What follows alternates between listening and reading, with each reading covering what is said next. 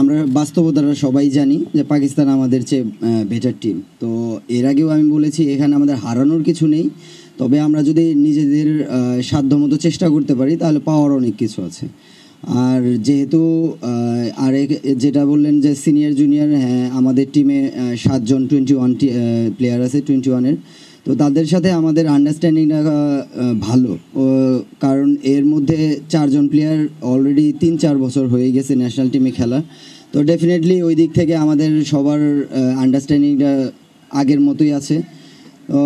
আশা করা যায় একটা ভালো কিছু হবে। তবে আমরা চেষ্টা করব যে আমাদের সাধ্যমতো চেষ্টা করার জন্য, ভালো কিছু একটা করার জন্য। আমরা যখন অ্যাকচুয়ালি একটা সার্টেন পিরিয়ড প্র্যাকটিসের মধ্যে থাকি বা একটা টুর্নামেন্ট যখন খেলা হয়, তারপরে দেখা গেল যে আমাদের ফিজিক্যাল লেভেলটা বা ট্যাকটিক্যাল যে ব্যাপারটা এটা অনেক আপ করে।